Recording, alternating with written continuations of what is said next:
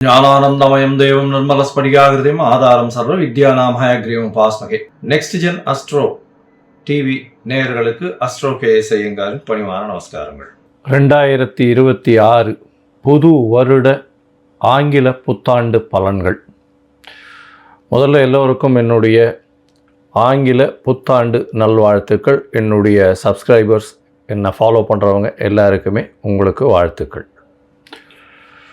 சரி, இந்த 2026 புது வருஷம், எதனால் நம்ம இதை புது வருஷம்னு சொல்கிறோம் அப்படின்னா, ஃபினான்ஷியல் நியூ இயர் அப்படின்னு சொல்லக்கூடியது, அதாவது உலகம் மொத்தமே கடைபிடிக்கக்கூடிய கேலண்டர் இயர்னு சொல்லக்கூடிய 2026 வருடம் ஜனவரி மாதம் 1ஆம் தேதி அதிகாலை 00 hours அப்படின்னு சொல்லக்கூடிய விஷயத்தை இந்த வருஷம் மார்கழி மாதம் 16ஆம் தேதி வருகிறது. இந்த வருஷம் பார்த்தாலேயானால் நட்சத்திரம்னு பார்க்கும்போது ரோகிணி 1ஆம் பாதம், ரோகிணி நட்சத்திரத்தில் சந்திரன் உச்சம் பெற்ற நிலையில் பிறக்கக்கூடிய காலகட்டமாக அமைகிறது. இந்த வருஷத்தினுடைய பலன்கள் எப்படி இருக்கும் அப்படின்றது ஒரு ராசியாகவும் பார்க்கலாம். துலாம், சித்திரை, சுவாதி, விசாகம், இந்த 3 நட்சத்திரம் 9 பாதங்களை கொண்ட ராசி. ராசியின் அதிபதினு சொல்லக்கூடியவர் சுக்கிரன். உங்களுடைய ராசிநாதன் 3ஆம் இடத்தில். நல்ல ஒரு ஏற்றமான காலகட்டம். என்ன முயற்சிகள் எல்லாமே வெற்றி பெறும். அதை தவிர இந்த வருஷம் ஆரம்பிக்கும் பொழுதே பார்த்தோம்னா உங்களுடைய ராசிக்கு 9ஆம் இடத்துல குரு பகவான் வக்ரகதி அடைஞ்சிருந்தாலும் 9ஆம் இடத்துல இருக்கிறது ரொம்பவுமே விசேஷம். இதன் மூலியமாக பார்த்தேனால் உங்களுடைய ராசிக்கு 3ஆம் இடத்தை 5ஆம் இடத்தை பார்க்கறதுனால குழந்தை பிராப்தி ஏற்படக்கூடிய பாக்கியம் உண்டு. ஏன்னா 5ஆம் இடத்தில் சனி பகவான் ஆட்சி பெற்றிருக்கார். அது ஒரு பெரிய விசேஷம். இந்த காலகட்டத்தில் மார்ச் மாதம் 6ஆம் தேதி வரலும் சனி பகவான் 5ஆம் இடத்துல இருக்கிறார். அதற்கு பிறகு 6ஆம் இடம் போகிறார். மிகப்பெரிய ஏற்றமான காலம் உங்களுக்கு. அதாவது மறைந்த இடங்களில் அசுபர்கள் இருக்கிறது பெரிய விசேஷம். என்ன விசேஷம் அப்படின்னா, புதிய தொழில் உண்டாகும், தொழிலில் மாறுதல்கள் உண்டாகும், புதிய கடன் வரக்கூடிய வாய்ப்பு, பழைய கடன்லாம் நீங்கக்கூடிய வாய்ப்பு. ஏன்னா 6ஆம் இடம்னு சொல்லக்கூடியது ருணரோக சத்ருஸ்தானம்னு சொல்லுவோம். அதை தவிர உங்களுடைய அடிமை தொழிலை பற்றி சொல்லுவோம்.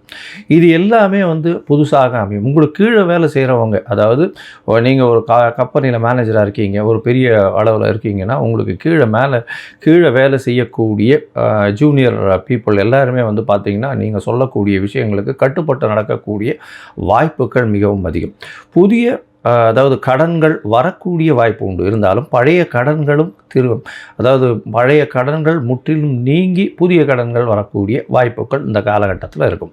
இந்த காலகட்டத்தில் பார்த்தேனால் 6ஆம் இடத்தில் சனி பகவான் போகிறார். இந்த வருஷம் 2026 மார்ச் மாதம் 6ஆம் இடத்துல சனி பகவான் போகிறார். மிகவும் ஏற்றமான காலம். ஒரு 2.5-3 வருஷத்துக்கு எல்லா விதமான போட்டிகளிலும் வெற்றி பெறுவீங்க. அனாயாசமாக போட்டிகளில் எல்லா விஷயத்திலையுமே வெற்றி கிடைக்கக்கூடிய வாய்ப்புகள் உண்டு. இருந்தாலும் மே மாதத்துக்கு அப்புறம் பார்த்தேன்னா 2026 மே மாதத்துக்கு அப்புறம் குரு பகவான் உங்களுடைய ராசிக்கு 10ல் வர்றார். 10ல் வராரு. சார் என்ன சார் இது, துலா ராசிக்காரர்களுக்கு 10ல் குரு வருது அப்படின்னா கவலைப்பட தேவையில்லை. அவர் ஏற்கனவே ஒரு 2 மறைந்த வீட்டுக்கு அதிபதி, 3-6க்கு உண்டான அதிபதி. அவர் 10ல் போய் இருக்கிறதுனால பெரிய மாற்றங்கள் வராது. என்ன மாற்றம் வரும் அப்படின்னா, உங்களுக்கு புதிய தொழில் அமையும். தொழிலில் ஒரு புதிய மாற்றங்கள் ஏற்படக்கூடிய காலகட்டமாக இருக்கக்கூடும். இந்த காலகட்டத்தில் பார்த்தோன்னா உங்களுடைய எதிர்பாலினத்தவருக்கு சற்று பின்னடைவு, உடல்நிலையில் பின்னடைவு ஏற்படக்கூடிய காலகட்டம். அதாவது மே மாதத்துலேருந்து ஜூன் மாதத்துலேருந்து 26 மேக்கு மாறுறார். ஜூன் மாதத்துலேருந்து வச்சுக்கோங்க. ஜூன் மாதத்துலேருந்து அக்டோபர் 20ஆம் தேதி வரலாம் ஒரு 4-5 மாதத்துக்கு ரொம்பவுமே ஜாகிரதையாக இருக்கணும். எதிர்பாலினத்தவர்களுடைய உடல்நிலையில் ரொம்பவும் ஜாகிரதையாக இருக்கணும். மருத்துவர்களை ஆலோசிக்கணும். மருத்துவர்கள்ட்ட போயிட்டு வந்துட்டு இருந்தீங்கன்னா சரியான மருந்துகளை எடுத்துக்கிறது ரொம்பவுமே நல்லது. இந்த காலகட்டத்தில் பார்த்தேனால் உடற்பயிற்சி ரொம்பவுமே முக்கியம். உங்களுடைய ராசிக்கு பார்த்தோன்னா மேஜர்லி சனி பகவான் 6ஆம் இடத்துல போகிறதுனால சற்று கடன்கள் எதுவாக இருந்தாலும் அது சுப கடன்களாகவும் இருக்கும். ஏன்னா குரு பகவானால் பார்க்கப்படுறது. இந்த வருஷம் பார்த்தோன்னா 9ஆம் இடத்துல கிட்டத்தட்ட ஒரு 3-5 மாதத்துக்கு இருக்கார். அதுக்கப்புறம் 5-6 மாதத்துக்கு இருக்கார். ஜனவரியிலேருந்து மே 20 தேதி 26 தேதி வரலும் இருக்கார். அதுக்கப்புறம் திருப்பியும் பார்த்தோன்னா அக்டோபர் 20 தேதி ஒரு 4-5 மாதத்துக்கு மட்டும்தான் 10ஆம் இடம் போகிறார். அந்த 5 மாதத்தில் சற்று பிரச்சனைகள் தொழிலில் வரும். செய்யக்கூடிய தொழிலில் வரும். புதிய தொழில் அமையக்கூடிய வாய்ப்பு.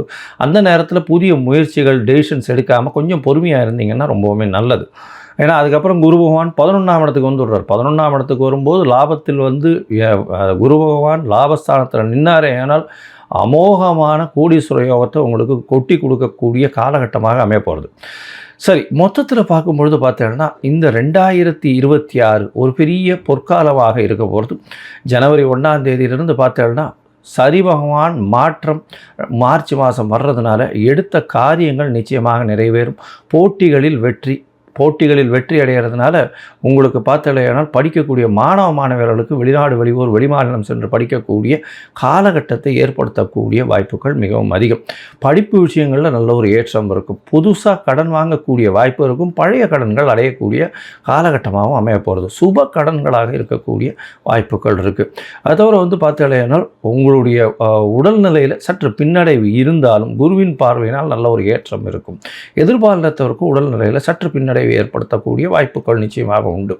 இந்த காலகட்டத்தில் பணவரவிற்கு பஞ்சம் இருக்காது. தாயின் உடல்நிலையில் நல்ல ஒரு ஏற்றம் இருக்கும்.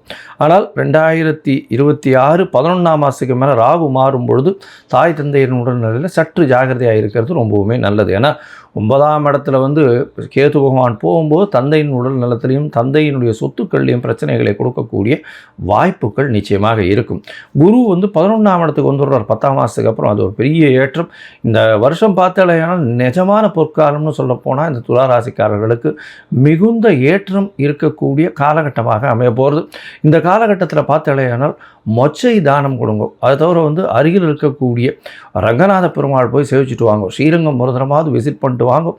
அது சுக்கரஸ்தலம்னு சொல்லுவாங்க. ஸ்ரீரங்கம் போயிட்டு வாங்க, தாயாரை சேவிச்சுட்டு வாங்க. உங்களால் முடிஞ்சதுன்னா மொச்சை தானம் அங்கே இருக்கிறவங்களுக்கு கொடுத்துட்டு வாங்க. நல்ல ஒரு ஏற்றம் கிடைக்கும். அதை தவிர வெள்ளிக்கிழமை அருகில் இருக்கக்கூடிய வெங்கடாஜலபதி தாயாருக்கு உங்களால் முடிஞ்சது குங்குமார்ச்சனை பண்ணிவிட்டு அதை தவிர ஒரு ப்ளவுஸ் பிட்டு தானமாக கொடுத்துட்டு வாங்க. உங்களுடைய வாழ்வில் மிகப்பெரிய பொற்காலமாக இந்த துளாராசிக்காரர்களுக்கு 2026 அமையும்.